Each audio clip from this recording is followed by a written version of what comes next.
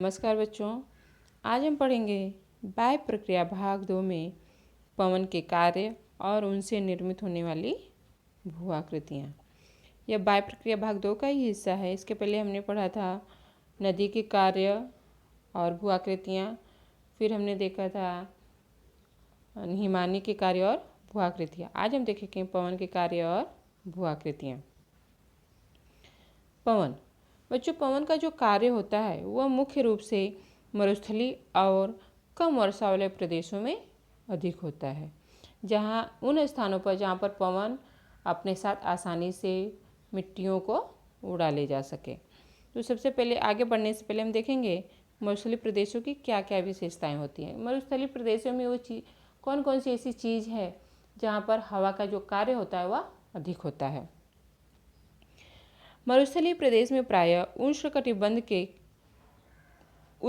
क्षेत्र के कर्क एवं मकर वृत्तों के आसपास पाए जाते हैं। मरुस्थलीय प्रदेश में वार्षिक मान की जो मात्रा होती है वह 250 मिलीमीटर वृत्तों के आसपास पाई जाती है। वर्षमान की अपेक्षा वाष्पीभवन अधिक मात्रा में होने से यहाँ जल की कम मात्रा उपलब्ध होती है। मरुस्थलीय प्रदेशों में वाष्पीभवन की प्रक्रिया अधिक होती है। वर्षा की मात्रा कम होने से वनस्पतियों का आच्छादन विरल रूप में पाया जाता है और रोध कम होने से पवन का कार्य प्रभावी होता है। जो मरुस्थलीय प्रदेश है वहाँ पर वनस्पतियाँ बहुत दूर दूर पाई जाती हैं और वनस्पतियाँ दूर दूर होने के कारण हवा के साथ जो मिट्टी, कंकड़, छोटे छोटे पत्थर उड़ाकर जो लाए जाते हैं उनका अवरोध बहुत कम होता है, उनका रुकावट बहुत कम होता है। इसलिए मरुस्थलीय प्रदेशों में पवन के जो कार्य हैं वह मुख्य रूप से अधिक प्रभावी होते हैं। बच्चों, अन्य कार्यों के समान अन्य कार्य आपने देखा नदी के कार्य और हिमानी के कार्य, उनके समान पवन भी अपक्षरण, वहन और निक्षेपण का कार्य करते हैं। तो सबसे पहले हम जानेंगे पवन के अपक्षरण कार्य क्या है और उनसे कौन कौन सी भू आकृतियों का निर्माण होता है। तो बच्चों, पवन अपक्षरण कार्य में पवन अपने साथ रेती और पत्थर जैसे पदार्थ बहाकर ले जाता है, जिससे पवन के मार्ग में स्थित चट्टानों के ऊपर वाले और नीचे वाले भागों पर पदार्थ टकराने अथवा उनसे घिस जाने से इन भागों का अपक्षरण होता है, जिससे पवन का अपवर्तन कार्य शुरू हो जाता है। तो इस अपक्षरण कार्य से कौन कौन सी आकृतियों का निर्माण होता है, जिसमें नंबर 1 है हमारा अपक्षरण खड्ड। खड्ड भी कहते हैं, गड्ढे भी कहते हैं। यहाँ पर आप लोग देख रहे होंगे एक गड्ढा है। यहाँ पे देखिए हवा के द्वारा जो यहाँ की मिट्टी या रेत है वो गोल गोल गोल गोल घूमते हुए नीचे जो है वह काफ़ी गहरा एक गड्ढा तैयार कर देती है। बहुत तेज़ी की हवा की वेग की तरह यहाँ पर रेती का भी वेग समान हो जाता है। मरुस्थलीय प्रदेशों में पवन की जो गति है वह अपने साथ रेत को भी या वहाँ की मिट्टी को भी अपनी गति के समान ऊपर उड़ाती है और इससे रेत का यहाँ पर जो रेत है उसका काफ़ी दूर तक वहन किया जाता है और उस स्थान पर एक गड्ढा तैयार हो जाता है। यहाँ पे देखिए ऐसे गड्ढों को ही हम क्या कहते हैं, अपक्षरण खड्ड कहते हैं। जैसे इजिप्ट देश में कतारा खड्ड ऐसी ही प्रक्रिया से निर्मित हुआ है। इस गड्ढों की जो गहराई होती है बच्चों वह 133 मीटर तक होती है। नंबर 2 है भूछत्र चट्टान।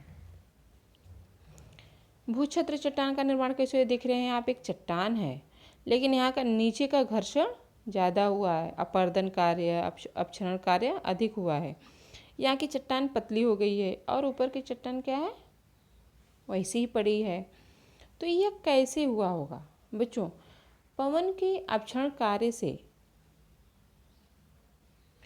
तैयार होने वाला भूरूप जो है वह पवन के मार्ग में आने वाली ऊंची चट्टानों पर पवन के साथ बहकर आने वाले रेत के कणों का आघात होता है। यहाँ पर चोट पहुँचती है बच्चों।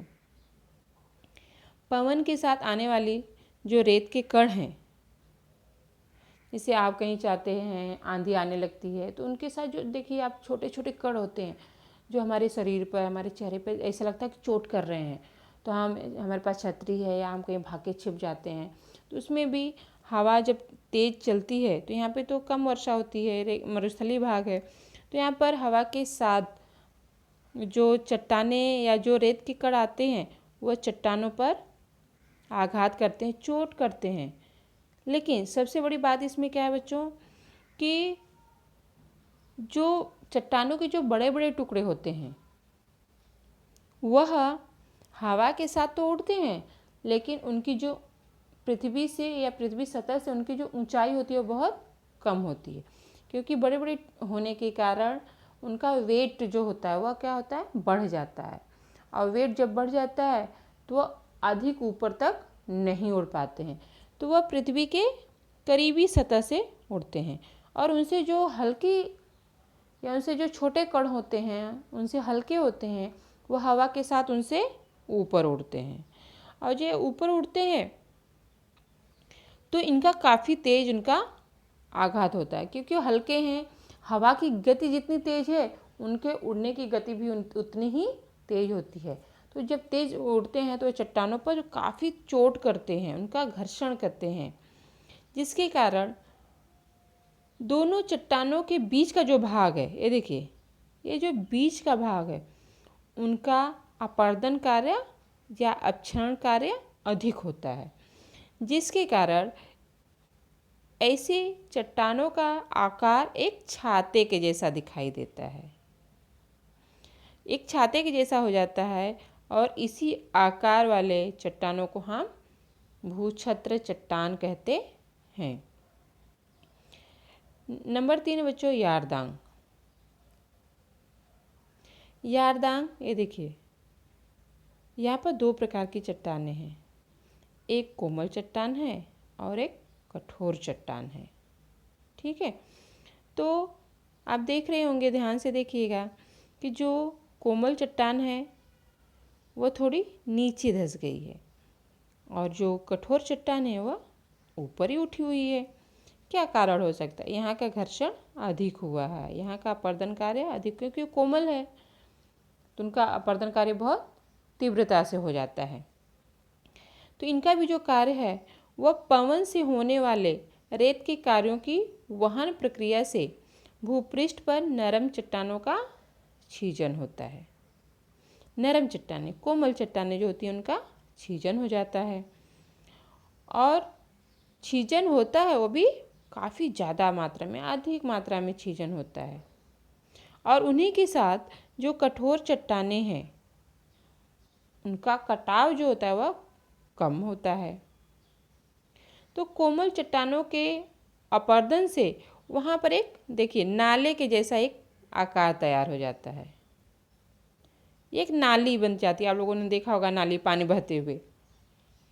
और उसी के बगल में जो कठोर चट्टान है उनका छीजन कम होता है, उनका कटाव काफ़ी कम होता है, जिसके कारण कोमल चट्टान के बगल में जो कठोर चट्टान है वह ऊपर तक उठी रहती है, उसकी ऊंचाई कोमल चट्टान से अधिक होती है। तो इस भूरूप को ही हम क्या कहते हैं? यारदांग कहते हैं। और ये जो चट्टानें होती हैं बच्चों, मुख्य रूप से रेगिस्तान में तेज हवाओं के कारण अनियमित रूप से तरासे हुए चट्टानी पहाड़ियों के शिखर पर होते हैं। यह एक प्रकार की चट्टानों के तेज हवाओं से उत्पन्न क्षरण की क्रिया है, अपरदन की क्रिया होती है। यहाँ पर हवाएं जो होती है काफ़ी तेज बहती हैं, और जो कड़ी और मुलायम चट्टानों की परतें जब पवन के प्रवाह की दिशा में होती हैं तो कड़ी चट्टानों की अपेक्षा मुलायम चट्टानों का कटाव अधिक होता है और यहाँ पर एक नाली बन जाती है, नाली जैसा गड्ढा तैयार हो जाता है। जैसे आप सिंचाई करते समय नालियों का उपयोग होता है, तो यह ऊपर उठा हुआ भाग है, ये भी ऊपर उठा हुआ भाग है, बीच में एक नाली का आकार तैयार हो जाता है। ऐसे ही बने हुए आकार को हम क्या कहते हैं, यार दांग कहते हैं। अब हम देखेंगे पवन का वहन कार्य। तो बच्चों, जैसे आपने देखा नदी, हिमानी कि वह जब अपरदन करती है या अपक्षरण का कार्य करती है, तो अपक्षरण के कार्यों के द्वारा उनमें जो भी मलबे हैं उनको फिर क्या करती है, ढोकर लेकर आती है। तो उसी तरह से पवन भी अपने साथ अपरदन किए हुए पदार्थों को ढोकर कुछ न कुछ दूर तक लेकर चलता है। पवन की तीव्र गति से रेती की कण जो है वह ऊपर उड़ते हैं और उनका दूर तक वहन किया जाता है। बच्चों, यहाँ पर वहन है, वहन किया जाता है, और जिससे पवन अपने साथ रेती और पत्थर जैसे पदार्थ बहाकर ले जाती है। अब बहाकर ले जाएगी, उड़ाकर ले जाती है, जिससे पवन के मार्ग में स्थित चट्टानों के ऊपर वाले और नीचे वाले भागों पर ये पदार्थ टकराते हैं और उनसे घिस जाने से इन भागों का जो अपक्षरण होता है, पवन की तीव्र गति से रेती के कण ऊपर उड़ने लगते हैं और उनका काफ़ी दूर तक वहन किया जाता है। तो यह तो हो गया वहन कार्य। वहन कार्य मतलब ढोकर या उड़ाकर एक स्थान से दूसरे स्थान तक ले जाना। तो पवन भी वही कार्य करती है। आप लोगों ने आंधी, तूफान देखा होगा, या हवाएं बहुत तेज़ चलती हैं तो आपने महसूस किया होगा कि पवन के साथ केवल पवन ही नहीं, हवा नहीं चलती है, पवन के साथ वहाँ के वातावरण के अनुसार वहाँ पर मिट्टी कैसी है, छोटे छोटे मिट्टी के कण आप लोगों ने देखे होंगे, कचरे पर कागज़ के टुकड़े, कभी कभी हवाएं तेज़ चलने लगती हैं तो जो पेड़ों से गिरे हुए पत्ते रहते उनको भी हवा उड़ा कर लेके जाती है। तो ऐसा नहीं है कि हवा हमेशा अपने साथ उड़ाकर ही लेके जाएगी, ऐसा नहीं। जहाँ से उनको उड़ाकर लेके जाती है, जब हवा की गति मंद हो जाती है तो कहीं ना कहीं उनको छोड़ देती है। तो बीच का क्या भाग बचा, एक स्थान से दूसरे स्थान तक ले जाना ही पवन का वहन कार्य कहलाता है। अब पवन का निक्षेपण कार्य। पवन का निक्षेपण कार्य अर्थात पवन जिन पदार्थों को उड़ाकर ले गई है, अब उनको कहीं न कहीं रखेगी, उनका निक्षेपण कर देगी, उनको निक्षेपित कर देगी। तो देखते हैं कि पवन का निक्षेपण कार्य क्या है। पवन के द्वारा बहाकर लाए गए रेत का मरुस्थलीय तथा कम वर्षा के प्रदेश में इन रेतों का क्या होता है, वहन होता है। जो रेत पवन अपने साथ उड़ाकर लेके जाती है तो उन रेतों का कहीं न कहीं निक्षेपण किया जाता है। इन रेतों के निक्षेपण कार्य से अनेकों प्रकार के भूरूपों का निर्माण होता है। यहाँ पे देखिए पवन जो है वह निक्षेपित की है। अब यहाँ का भाग तो ऊपर उठ गया है और यहाँ का भाग नीचे रह गया है। तो जैसे बच्चों एक छोटा सा उदाहरण मैं बताऊंगी कि आप लोगों ने 6 में पढ़ा होगा पवन के द्वारा हम कौन कौन से कार्य करते थे। तो उसमें एक कार्य था ओसाना। पहले अनाजों को हवा के माध्यम से, हवा के ऊर्जा के माध्यम से हम अनाजों को साफ करते थे। तो जब ओसाते थे तो हवा जो है, पवन अपने साथ उस अनाज के अंदर जो कचड़े रहते थे उन कचड़ों को अनाज से अलग करती, दूर तक लेके जाती थी और आगे चलकर उसको कहीं ना कहीं निक्षेपित कर देती थी। तो वहाँ पर भी आप महसूस किए होंगे, या आपके पास अगर 6 की किताब है तो वहाँ पे देखिए ऊर्जा, पवन ऊर्जा। तो वहाँ पर भी कुछ भाग जो होता था वह ऊपर उठ जाता था और कुछ भाग नीचे। तो वही है निक्षेपण कार्य। निक्षेपण कार्य से क्या क्या तैयार होते हैं, जैसे रेत के टीले हो गए। रेत के टीले जब पवन अपने साथ रेत उड़ा कर लेके आती है, बहा कर लेकर आती है, तो कहीं ना कहीं उनका निक्षेपण करना शुरू कर देती है। और यह निक्षेपण कार्य या पवन का वहन कार्य पवन की गति के ऊपर निर्भर होता है। तो पवन की गति में परिवर्तन होने से उसकी वहन जो क्षमता होती है वह कम हो जाती है। तो पवन के मार्ग में अवरोध उत्पन्न हो जाता है, जिसके कारण पवन की गति धीमी पड़ जाती है।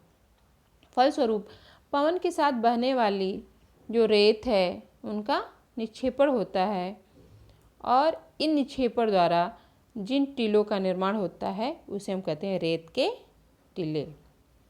नेक्स्ट है बरखान। यहाँ पर देख रहे होंगे आप बरखान। ये देखिए, ये इस तरह से यहाँ की ढलान कम है, फिर थोड़ा थोड़ा ऊंचा होते चला गया है, फिर इस तरह से आया तो यहाँ की ढलान क्या हो गई है, कम हो गई है। बहते पवन में अवरोध अथवा उसकी गति धीमी हो जाने से उसके साथ उड़कर आई रेत किसी स्थान पर संचित होना शुरू हो जाती है। संचित मतलब निक्षेपित होना, रुकना, गिरना। संचित रेत के जो ढेर हैं वह आगे चलकर एक चंद्रकला जैसा उनको आकार प्राप्त होता है। देखिए, इस तरह से आकार प्राप्त होता है। उन्हें ही हम बरखान के नाम से जानते हैं। टीले की ढलान उस दिशा में धीमी होती है जिस दिशा से पवन बहते हैं। यहाँ पे देखिए, जैसे मैंने आपको पहले बताया, यहाँ की ढलान क्या है, धीमी है, कम है। पवन किधर से आया है, पवन इधर से ही आया है, और यहाँ की ढलान थोड़ी अधिक है। उस दिशा में धीमी होती है जिस दिशा में पवन बहते हैं, तथा उसकी विपरीत दिशा में ढलान क्या हो जाएगी, अधिक हो जाएगी। यहाँ पे ढलान अधिक होगी। जैसे पश्चिम राजस्थान के भारतीय महामरुस्थल में ऐसे टीले हमें देखने के लिए अधिक से अधिक मिलते हैं।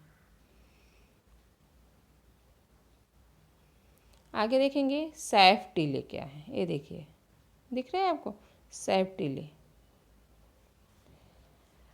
सैफ टीले, इनका नाम किसे पड़ा है? अरेबियन भाषा में सैफ का अर्थ होता है तलवार। पवन की दिशा में दूर तक होने वाले रेत के निक्षेपण से लंबे आकार वाले रेत के निक्षेपण से जो तैयार होता है वह एक लंबे आकार की बालुका गिरियों की निर्मित होती है। ये देखिए, हवा इधर से आई है और यहाँ पर एक लंबे आकार की एक बालुका गिरी तैयार होती है, अर्थात सामान्य से कुछ ऊपर। ये टीले कम ऊंचाई वाले होते हैं बच्चों, और वे कुछ किलोमीटर तक फैले हुए भी पाए जाते हैं। आपको ध्यान देना होगा कि इनकी लंबाई काफ़ी अधिक होती है। जैसे अगर कहें तो प्रदेश में हमेशा बहने वाले पवनों की दिशा में उनका आकार नुकीला हो जाता है। ये देखिए, यहाँ पर क्या होता है, नुकीला हो जाएगा। और साथ ही साथ नुकीले होने के कारण इसकी ढलान सकरी हो जाती है और माथा जो होता है उसका धारदार हो जाता है। अरेबिया में रब अलू खली, इस रेगिस्तान में उसी प्रकार ईरान के मरुस्थलीय भागों में सैफ टीलों की जो श्रेणियाँ हैं बच्चों, वह 200 किलोमीटर तक फैली हुई हमें दिखाई देती हैं। और इनका आकार जो होता है वह एक तलवार के जैसा होता है, वह हमें ध्यान देना है। नेक्स्ट है बच्चों लोएस मैदान। तो लोएस मैदान क्या है और इनका निर्माण कैसे होता है, यह भी हम देख लेंगे। कि लोएस मैदान जो है वह पवन अपने साथ रेत के सूक्ष्म जो कण होते हैं वह हजारों किलोमीटर तक बहा ले जाती है। और मरुस्थलीय प्रदेशों में बहुत दूर तक उनका निक्षेपण कार्य होता है। देखिए, अपने साथ छोटे छोटे जो कण होते हैं, जैसे मैंने इसके पहले आपको बताया, जो बड़े कण होते हैं उनका वहन दूर तक नहीं होगा, और जो मध्यम आकार के हैं उनका कुछ दूर तक वहन कार्य होता है। जो सबसे सूक्ष्म कण होते हैं उनका वहन अधिक दूर तक होता है, काफ़ी दूर तक, हजारों किलोमीटर तक उनका वहन किया जाता है। और मरुस्थलीय भागों में दूर तक इनका निक्षेपित कार्य होता है, निक्षेपण होता है। ऐसे निक्षेपित रेस को हम लोएस का मैदान कहते हैं। निक्षेपित होने वाले ऐसे कणों के कारण कुछ स्थानों पर विस्तृत मैदानों का भी निर्माण हो जाता है। तो पूरा मैदान ही देखिए, काफ़ी दूर तक ये हमें दिखाई दे रहा है। जैसे चीन के लोएस का मैदान गोपी मरुस्थल से बहाकर लाए गए सूक्ष्म कणों के निक्षेपण द्वारा निर्मित हुआ है। जो चीन में लोएस का मैदान है वह कैसे तैयार हुआ है? गोपी मरुस्थल से बहाकर लाए गए सूक्ष्म कणों के निक्षेपण द्वारा चीन के लोएस मैदान की निर्मित हुई है। और इसका क्षेत्रफल लगभग 6.5 लाख वर्ग किलोमीटर पाया जाता है।